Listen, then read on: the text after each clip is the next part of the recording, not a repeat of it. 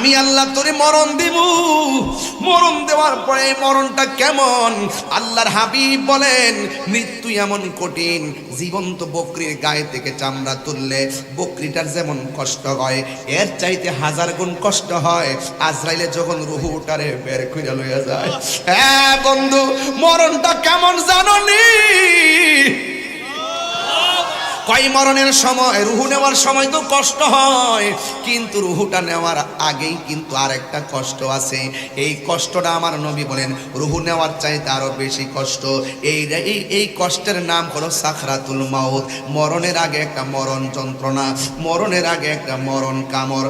এই আজরাইলে রুহুটা নেওয়ার সময় আপনারা যে ধাও মারবে, আজরাইলের চেহারা দেখায় রগগুলা টাস টাস করে ছিঁড়া যাইব, আপনার গায়ের মধ্যে স্যালাইন ঢুকবে না, এমন একটা তাফালিং মারবে স্যালাইন ডিসকানেক্ট হয়ে যাবে, স্যালাইন ভিতরে যাবে না, রগ ছিঁড়ে যাবে, হাড্ডিগুলো টাস টাস করে খুলে যাবে।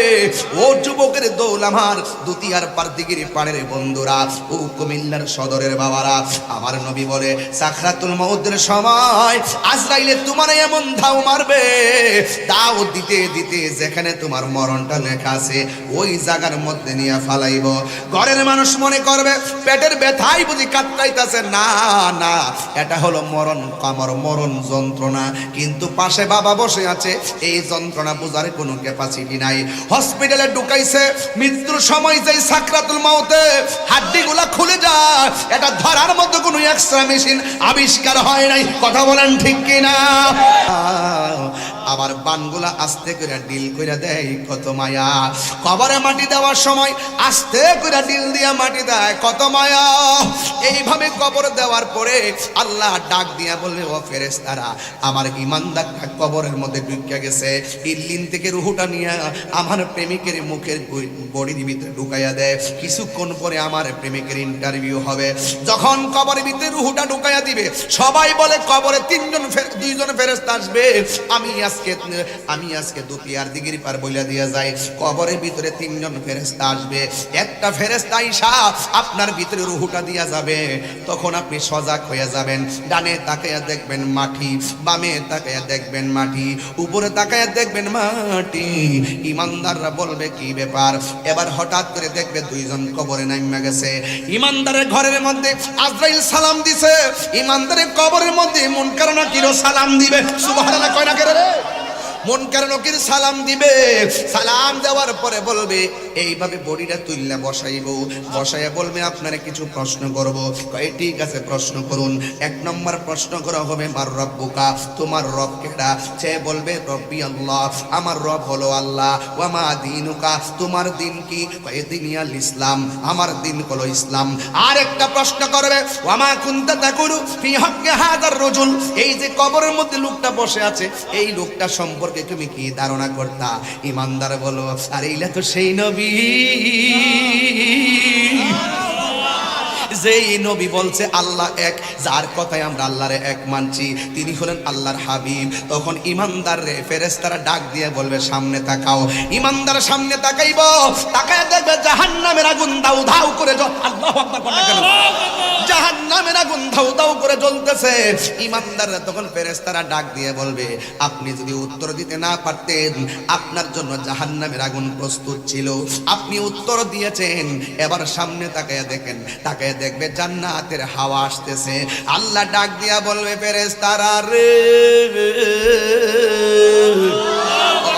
ফেরেশতারা, আমার প্রেমিকটা কবরে কেমনে এমন ভাবে মাটির বিছানায় থাকবে?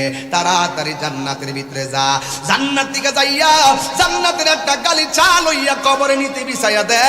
ইমানদারের তল বিছনা বানাইয়া জান্নাতের গালিচাটা যখন বিছাইয়া দিব, ইমানদার তখন বিছানার মধ্যে শুইয়া যাইব। যেই মাত্র শুইয়া যাইব, ইমানদার তখন চোখের মধ্যে ঘুম ঘুম একটা ভাব আসবে। ঘুমাইতে যাইয়া তিনি এইভাবে ডান কাত হইব। যেই মাত্র ডান কাত হবে, ডান কাত হওয়ার পর সাউন্ড তুলে দেন, এই যখন ডান কাত হয়ে যাবে, ডান কাত হওয়ার পরে দেখবে একটা আলো জ্বলতেছে। ইমানদার বলবে, আমি একটু ঘুমামু, আমার কবরের ভিতরে তুমি কে গো? বিনা তারে আলো দিতেছো, তুমি কে? নাই। এবার আলোটা ডাক দিয়ে বলবে, আমার চিনো না? আমি কে জানোনি?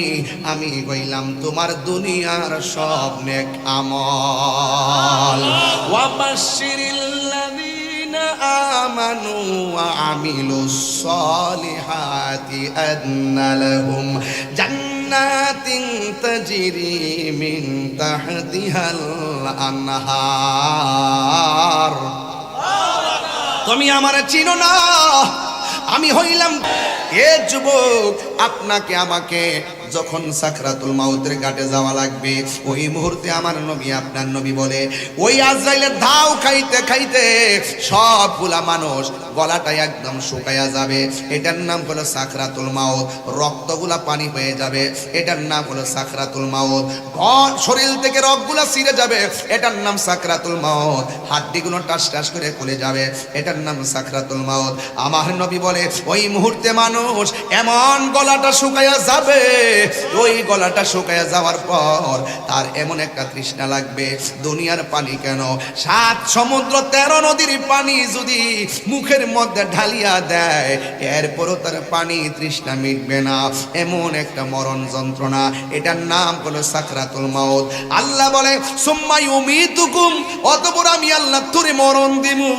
ও যুবক, আমার আব্বাকে যখন হসপিটালে নিয়ে যাই, ওই মুহূর্তে হসপিটালে নেওয়ার পথে আমার অ্যাম্বুলেন্সটার ভিতরে গ্লাস লাগানো, নিচে দিয়া বাতাস ঢোকে না, ডাইনে বাতাস ঢোকে না, ভিতরে অক্সিজেন লাগায় রাখছে।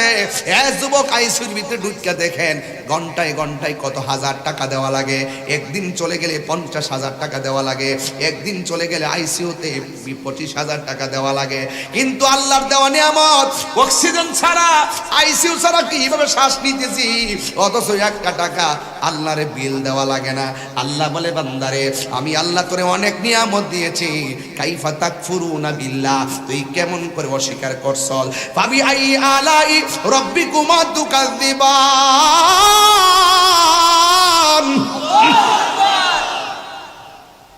ও বান্দা, আমি আল্লাহর কোন কোন নিয়ামত কি তোমরা অস্বীকার করবা? ওই নদীর পাড়ের মধ্যে যায় বাতাস খাইতেছেন, 1 টাকা বিল দেওয়া লাগে না, অথচ বিদ্যুতের বিল, ফ্যান বাতাস খাইতেছেন, বিল গোনা লাগতেছে, অক্সিজেন মুখে লাগাইতেছেন, বিল গোনা লাগতেছে, আইসিইউ ঢুকাইছেন, বিল গোনা লাগতেছে। কিন্তু আল্লাহর দেওয়া নিয়ামত, হাজার হাজার মানুষ রাত্র প্রায় 1:30টার কাছাকাছি বেজে গেল, কিন্তু আপনারা বসে আছেন, কিন্তু এই সময়ের ভিতরে সবাই স্বাধীনভাবে শ্বাস নিতেছেন, 1 টাকা বিল দেওয়া লাগে না। আল্লাহ বলে, বান্দা, আমি আল্লাহ তোর যত নিয়ামত দিয়েছি, তুই যখন নিয়ামত পাইয়া বলবি আলহামদুলিল্লাহ, আমি আল্লাহ রাব্বুল আলামিন মিজানের পাল্লা যেদিন হাসরের ময়দানে জানাবো, আলহামদুলিল্লাহ আলা তামলাউল মিজান, আলা তামলাইল মিজান। পৃথিবীর মানুষ, তখন আমার নবী বলেন, তোমরা যখন মহব্বতে আলহামদুলিল্লাহ বলবা, আমার আল্লাহ রাব্বুল আলামিন হাসরের ময়দানে তোমার মিজানের পাল্লাটারে নেক দিয়া পরিপূর্ণ করে দিবে। আর জোরে জোরে কন্যা আল্লাহু আকবার। এই জন্য আমার যুবক, কি দিয়ে আওয়াজ বুঝাইতাম, আমার নবী আপনার নবী বলেন, মানুষ যখন বেঈমান হবে, আজরাইলের ধাওটা সহ্য করতে পারবে না, কিন্তু যদি ইমানদার হয়, ইমানদারের ঘরের মধ্যে দুতিয়ার দিকের পার ঘরের মধ্যে আজরাইল আসবে, আসার আগে দরজায় দাঁড়াইব, ইমানদার হইলে ইমানদারের সামনে আইসা আজরাইলে ইমানদারের সালাম দিব। এমন সালাম আমরার নসিব হইবনি। আমার নবী বলেন, মৃত্যুর পরে কেউ যদি জিহ্বা কামড় মারে, লক্ষণটা বেশি ভালো না। মৃত্যুর পরে কেউ যদি চোখ 2টা উল্টায় দেয়, লক্ষণ বেশি ভালো না। মৃত্যুর পরে কেউ যদি পায়খানা করে বাসায় দেয়, মৃত্যুর লক্ষণটা বেশি ভালো না। মৃত্যুর সময় যদি কেউ প্রস্রাব করে বাসায় দেয়, মনে রাখবা তার লক্ষণটা বেশি ভালো না। এবার সাহাবীরা বলে, নবী গো, ও মায়ার নবী, দয়ার নবী, তাইলে কোন লক্ষণটা ভালো? আমার নবী আপনার নবী বলেন, একটা মানুষ মারা যাওয়ার পরে যদি দেখো তার চেহারাটা হলুদ হলুদ ভাব ভাব হয়ে রয়েছে, দেখবেন এই দুতিয়ার দিঘির পারে অনেক মানুষ আছে, ক্ষেতের মধ্যে ধান কাটতে যায়, সারাদিন গরুর ঘাস কাটে, চেহারাটা একদম কালো, কিন্তু এই লোকটা যখন মারা যায়, কালো চেহারাটা গোসল টুসুল দেওয়াইয়া যখন কাফনের ভিতরে ঢুকাই, হাজার হাজার মানুষ বলে, তাকায়া দেখো না, চেহারাটার মধ্যে নূর চমকায়। সারা জীবন লোকটা কালো, মরার পরে নুরানি নুরানি বাপ, সারা জীবন চেহারাটা কালো। আমার নবী আপনার নবী বলেন, একটা মানুষ মারা যাওয়ার পরে যদি দেখো তার চেহারাটা কপালটা ঘামতেছে, মনে রাখবা এই লোকটার মরণের সময় আমি নবীর দিদারের মাধ্যমে মরণ হয়েছে। দেখা দাও রাসূলুল্লাহ তুমি, কাঁদে আশিক তোমার। এই বেশি লম্বা করতাম না, একদম মহব্বত নিয়ে লাস্টে কাইন্দা যাইবেন, বাড়িতে যাইবেন। এমনও হতে পারে চোখের পানি ফেলবেন আর আল্লাহ আপনাকে বান্দা থেকে আল্লাহর বন্ধু বানায় নিতে পারে। আমার সাথে বলুন, দেখা দাও রাসূলুল্লাহ তুমি, কাঁদে আশিক তোমার। আছো শুয়ে মদিনায় তুমি, ডেকে নাও রওজা তোমার। রাসূলুল্লাহ কি উপায় হবে আমার, রাসূলুল্লাহ কি উপায় হবে আমার। ওই মদিনার পথের ধুলি, মদিনা যাইতে চাননি আপনারা? এই মদিনা যাইতে চাননি আপনারা?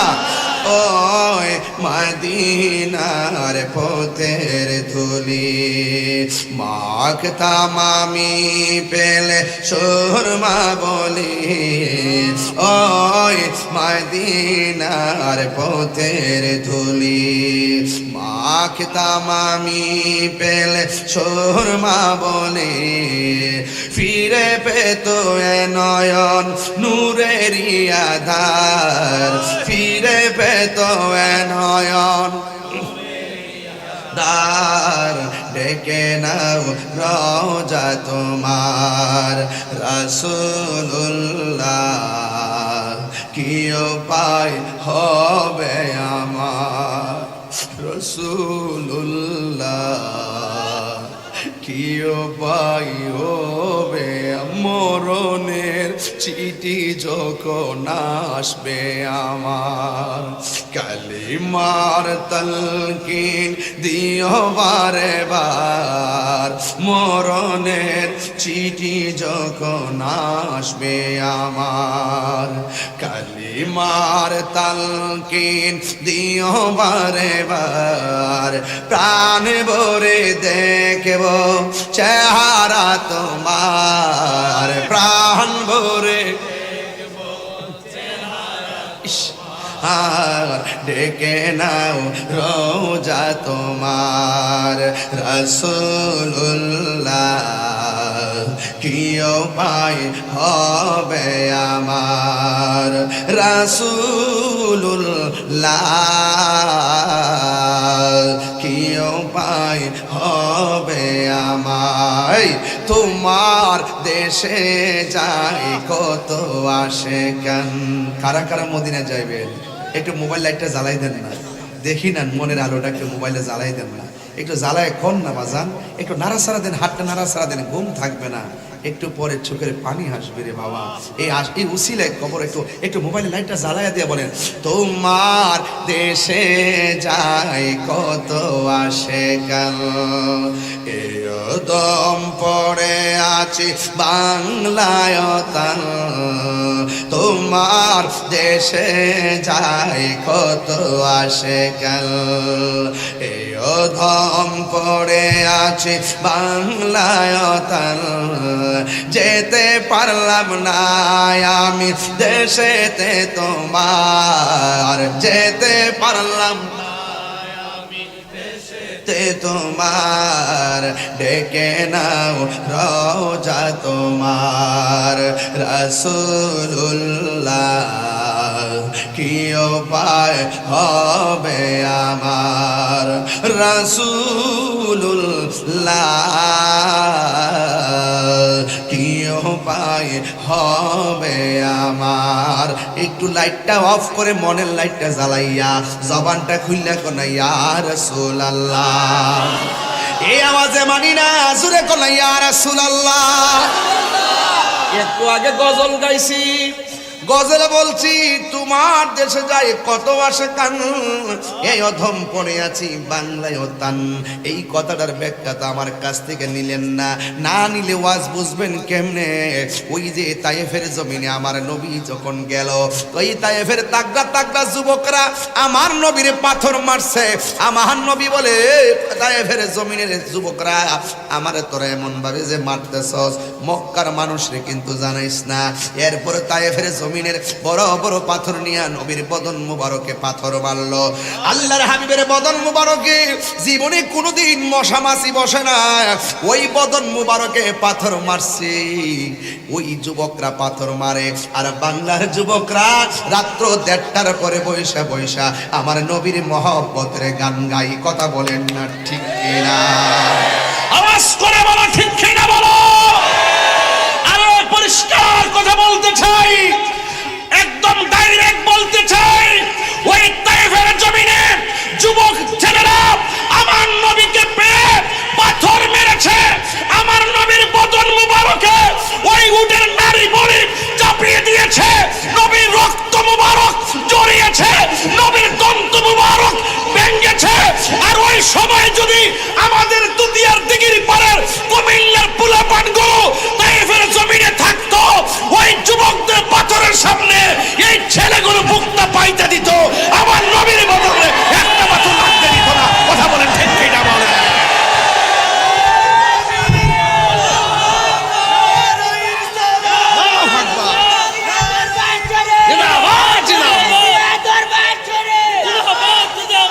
একটা পাথর লাগতে দিতাম না।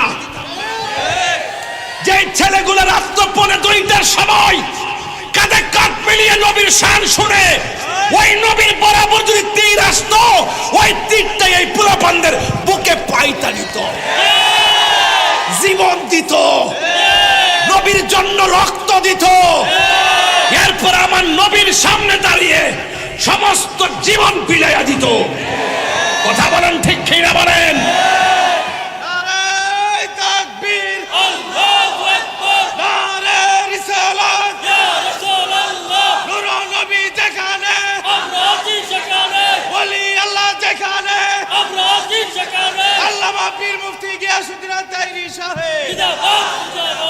আল্লাহু আকবার, জোরে বলেন। আপনারা কি মনে এটা কি আছে তো ইনশাল্লাহ? এইরকম চিন্তা আছে তো ইনশাল্লাহ? আর না হলে রাত্রে 1:30টার সময় এভাবে বসে থাকতেন না। আমরা নবীর জন্য দেওয়া না। এই ছেলে তুমি দাঁড়াও, দাঁড়াও। ওয়াজ এখনো শুরু করি নাই, ভূমিকার মধ্যে আছি। আমি আপনাদের মন বুঝতেছি। যদি দেখি মনটা ঠিক আছে টাইম বাড়ামু, যদি দেখি ঘুম টানতাছে আস্তে করে শেষ করে দিমু। তুমি বলো, গত জুম্মা পড়ছো?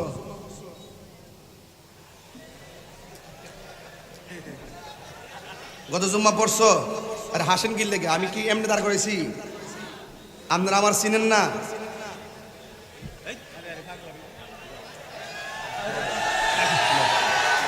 আস্তে, হাজার হাজার দেশ বিদেশের মানুষ বসে বসে ওয়াজ শুনতেছে। আপনারা যত প্রেম বিলাইবেন তারা শান্তি পাবে। এমন আচরণ করবেন না যে তারা ওখান থেকে বসে বলুক যে এখানে তামসা চলতেছে। এখানে তামাশা চলছে না, এটা প্রেমের খেলা চলতেছে, নবীর মহব্বতের খেলা চলতেছে। একটা কাম সাগর আর একটা প্রেম সাগর। সুন্নিরা প্রেম সাগরে কথা বলে, সুন্নিরা প্রেম সাগরে সাঁতার কাটে। গত জুম্মা পড়ছো? কোন মসজিদে পড়ছো? উত্তর মাঝিগাছা। নামাজ যে পড়ছো কবুল হয়েছে কিনা জানো নি? 5 ওয়াক্ত নামাজ পড়ো, মাঝে মাঝে গ্যাপ যা। গত ঈদের নামাজ পড়ছো নি? আর কথা বলি না তো, আমার একটা উদ্দেশ্য আছে না। গত ঈদের নামাজ পড়ছিলেন, কবুল হয়েছে কিনা জানো নি? আচ্ছা, রমজানে রোজা রাখছিলেন, কবুল হয়েছে কিনা জানো নি? জানোস কিতা? কি জানো? তুমি যেমন জানো না, আমিও জানি না। এই আমল এবার ইমানদার বড় খুশি হয়ে গেছে। ইমানদার তখন আবার বাম কাঁধে শুইব, বাম কাঁধে শুইয়া দেখবে আরেকটা নূরের বাতি জ্বলতেছে, আরেকটা নূরের বাতি জ্বলতেছে। ইমানদারে বলবো তুমি আমার কেন, তুমি কে গো? ওই আলোটা ডাইরেক্ট বলবে আমরা দুনিয়ার কোনো চাঁদের আলো না, আমরা দুনিয়ার কোনো সূর্যের আলো না, আমি কেডা জানোনি, আমি হইলাম তোমার দুনিয়ার কোরআন তেলাওয়াত। দুইজন দুই দিক দিয়ে আলো দিয়ে দিব, ইমানদার কবরের মধ্যে ঘুমাইয়া যাইব। এ বন্ধু রে, ও বন্ধু, কি দিয়া ওয়াজ বুঝাইতাম, আর একটু বাংলা বুঝাইয়া দিয়া যায়। আমার নবী একদিন গুরুস্থানের মধ্যে গেছে, আমি যে একটু আগে ওয়াজ করছিলাম ওমাই আস্তাবিল আহিয়া ওয়ালাল আমওয়াত, যারা জিন্দা যারা মুর্দা তারা এক না। ইন্নাল্লাহা ইউসমিউ মাইয়াশা, নিশ্চয়ই যারা ইমানদার, যারা যাকে আল্লাহ ইচ্ছা করে তাকে আমার আল্লাহ ওই কবরের আযাব দেখার ক্ষমতা দেয়। তাই তো আমার নবী, আপনার নবী রাহমাতুল লিল আলামিন একটা গুরুস্থানের মধ্যে গেছে, গুরুস্থানের মধ্যে যাইয়া আমার নবী তাকায়া দেখতেছে, গুরুস্থানের যে কবরের দিকে তাকায় আমার নবী শুধুমাত্র মুস্কি হাসি দেয়। সাহাবীরা, আল্লাহু আকবার জোরে হবে, সাহাবীরা ডাক দিয়া বলে ইয়া রাসূলুল্লাহ, নবী গো,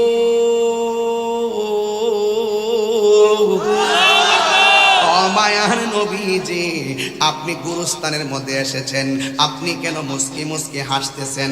আপনারা জবান খুলে কোন আমার নবী কবরের আযাব দেখার ক্ষমতা আছে না নাই?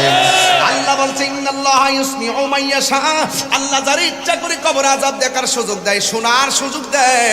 আমার নবী, আপনার নবী সাহাবায়ে কেরামকে ডাক দিয়া বলে ও সাহাবায়ে কেরাম, আমি যেই গুরুস্থানের মধ্যে এসেছি আমি তাকায়া দেখতেছি ওই গুরুস্থানের প্রত্যেকটা মানুষ জান্নাতের গালিচার মধ্যে ঘুমাইতেছে। হ্যাঁ বন্ধু, ও আল্লাহ, ও আল্লাহ গো, এই দুনিয়ার দিগির পারে গুরুস্থানটা বুকে লইয়া তোমার দরবারে ফরিয়াদ করি। এই গুরুস্থানে অনেকের দাদা শুয়া রইছে, এই গুরুস্থানে অনেকের দাদি শুয়া রইছে, এই গুরুস্থানে অনেকের নানা শুয়া রইছে, এই গুরুস্থানে অনেকের মা বাপ শুয়া রইছে। এই মাহফিলটার উসিলাই তাদের পিঠের নিচে, তাদের পিঠের নিচে, ওই তাদের পিঠের নিচে জান্নাতের গালিচা বিছায়া দাও। চিৎকার মাইরা কি আল্লাহু আকবার বলা যাবে না? কিন্তু আমার নবী আরেকটা কবরের সামনে গেছে, যাইয়া চোখের পানি ফালাইয়া ফালাইয়া নবী কাঁদতেছে। সাহাবীরা ডাক দিয়া বলে ইয়া রাসূলুল্লাহ, সব কবর দেইখা দেইখা মুস্কি হাসি দিছেন, ইয়া রাসূলুল্লাহ এখন কেন কবরটা দেইখা কেন চোখের পানি ফালাইয়া কান্দেন? আপনারা জবানটা খুললে কোন আমার নবী দেখার ক্ষমতা আছে না নাই? আমার নবী বলে ফেরেশতারা রে, তাড়াতাড়ি বাজারে যা, বাজারে যাই একটা এলান করে দে, ওই বাজারের ভিতরে মানুষদেরকে যায় বলবা এই গুরুস্থানের ভিতরে কে কে লাশ দাফন করেছে, আপন জনরা যেন তাদের কবরের বরাবর দাঁড়ায়া যায়। এবার যখন সাহাবীরা ঘোষণা করলো সব মানুষ গুরুস্থানে আইসা যার যার আপন জনদের কবরের বরাবর দাঁড়ায় গেছে, আর সাহাবীরা অপেক্ষা করতেছে ওই কবরের কাছে কে আসে, যে এই কবরের কাছে আমার নবী চোখের পানি ফালায়া কাঁদছেন। নবী আমার কেন কাঁদলেন আর এই কবরটা কার দেখার জন্য তারা অপেক্ষিত। হঠাৎ করে তাকায়া দেখতেছে লাঠি ভর কইরা কইরা একটা বুড়া মহিলা ওই কবরের পাশে দাঁড়ায় গেছে। জোরে জোরে কি আল্লাহু আকবার বলা যাবে না? নবী আমার ডাক দিয়া বলে মা গো, মা, এই কবরের পারে দাঁড়ায় কাঁদতেছে, এই কবরের পারে যে আপনি দাঁড়াইলেন আমি নবী জানতে চাই এই কবরটা কার? ডাক দিয়া বলে এই কবরটা আমার সন্তানের কবর। এই কবরের সন্তানটা কেমন আছে আপনি জানেননি? কই না আমি জানি না, আল্লাহ এবং তার বন্ধু নবী ভালো জানে। আমার নবী ডাক দিয়া বলে মা, এই কবরে যদি আপনার সন্তান থাকে, এই গুরুস্থানে সবার বডির নিচে জান্নাতের গালিচা একমাত্র আপনার সন্তান সন্তানের নিচে জাহান্নামের গালিচা। এই কথা যেই মাত্র মা দুঃখিনী শুনছে, শোনার পরে কান্না না কইরা মুস্কি মুস্কি হাসতেছে। নবী আমার ডাক দিয়া বলে, মা আপনি কেন হাসতেছেন? কই আমার সন্তান আযাবে আছে, আল্লাহ আমার বদদুয়া কবুল করে বালাইছে। এই সন্তানটার আমি 10 মাস 10 দিন গর্ভে ধারণ করেছি। আমি ঘুমাইয়ে গেছি, আমার সন্তান আমার পেটে লাথি দিছে। সারা রাত আমি কান্না কান্না রাত্র পুয়াইলাম, কিন্তু আমি কাউকে কান্নার রহস্য বলি নাই। চোখের পানি মুছে মুছে আমি সামনে কথা বলতাম। খাবারের প্লেট নিয়ে বসছি, আমার সন্তান আমারে পেটের মধ্যে লাথি মারছে। ওই লাথি মারার পর আমার প্লেট আমি না খাইয়া রাইখা দিলাম, কিন্তু আমার সন্তানের এই কষ্টের কথা আমি বলি নাই। আমি দিলে দিলে সন্তানটারে প্রসব করাইলাম। প্রসব করার পরে আমারে মানুষে বলছে প্রসব করার সময় নাকি আমি বেহুশ হইয়া গেছি। আমার জাদুমণিরে প্রসব করতে যাই আমি বেহুশ হইয়া গেলাম। আমার সন্তানটারে আমি দুধে কুলে পিঠে কইরা আমি মানুষ বানাইলাম। সন্তান যত প্রতিষ্ঠিত হইতেছে, আমার বয়স হইতেছে, আমি বেকার হয়ে গেছি।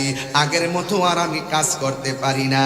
কিন্তু সন্তান যখন বুঝে হয়েছে, তখন সন্তান আমারে কষ্ট দেওয়া শুরু করেছে। কষ্টের মাত্রা এমন ভাবে বেড়ে গিয়েছে, আমি কষ্টের কথা কাউরে বলতে পারি নাই। শেষ পর্যন্ত কষ্টের পরিধি আমি দেয়ালে পিঠ টেকা গেছে। ওই মুহূর্তে আমি আল্লাহরে বলছি, আল্লাহ আমার সন্তানকে আমি এত মায়া করলাম, আমার সন্তান আমাকে কষ্ট দিয়েছে, আল্লাহ তুমি তারে কষ্ট দিও।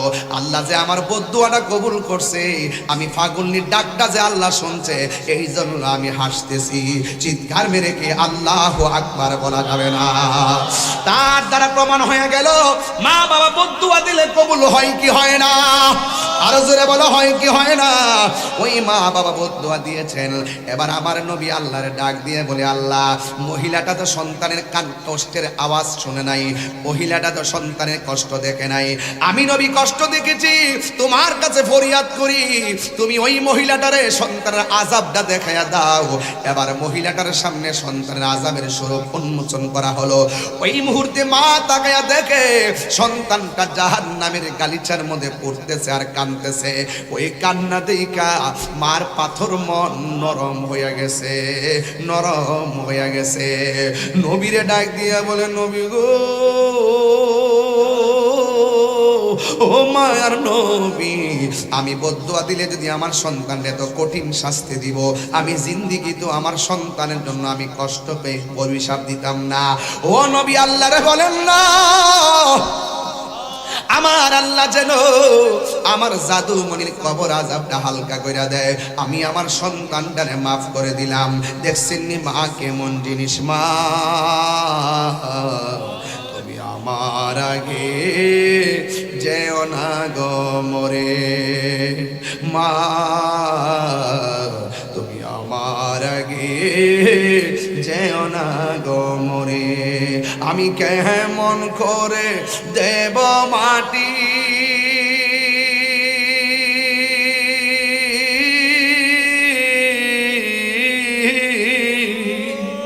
আমি কেমন করে দেব মাটি তোমারি কবরে, মা তুমি আমার আগে যেও না গো মরে, মা তুমি আমার আগে যেও না গো মরে। যখন রাত্রি নিঝুম নেই চোখে ঘুম, একলা শূন্য ঘরে তোমায় মনে পড়ে মাগো, তোমায় মনে পড়ে মাগো। তোমার মতো লয় না কেহ আমায় কোলে টানি, আঁচল দিয়ে মুছে না কেউ, আঁচল দিয়ে মুছে না কেউ আমার চোখের পানি। হায়রে মা জননী আমার, হায়রে মা জননী। মার দোয়া কাজে লাগেনি? আপনি যদি গুনাহ কইরালান, আচ্ছা আপনি যদি কোনো পেরাশানিতে থাকেন, যদি মনে ধরুন আপনার জ্বর উঠছে, ওষুধ যাই খান, মা যখন মাথায় হাত বোলায় দেয় শান্তি লাগেনি? আপনি বিপদে পড়ছেন, কারোর সঙ্গে বিপদটা শেয়ার করতে পারেন না, মার কাছে কইলে মনটা হালকা হয়নি? এই যে দেখেন তো মা, আপনি যদি পাপ কাজও করেন, এমন কিছু গুনাহ করছেন, আল্লাহর কাছে গোপনে গোপনে প্রার্থনা করতেছেন, কিন্তু মনের অশান্তি দূর হয় না, আপনি আপনার মারা যেয়ে বলবেন আম্মা আমি এটা গুনাহ করে ফেলাইছি, আপনিও আল্লাহর কাছে একটু করেন না, আল্লাহ যেন আমার মাফ করে। আমিন পেতেন না? কারণ মা বাপের দুয়ার মাঝখানে কোনো পর্দা থাকে না।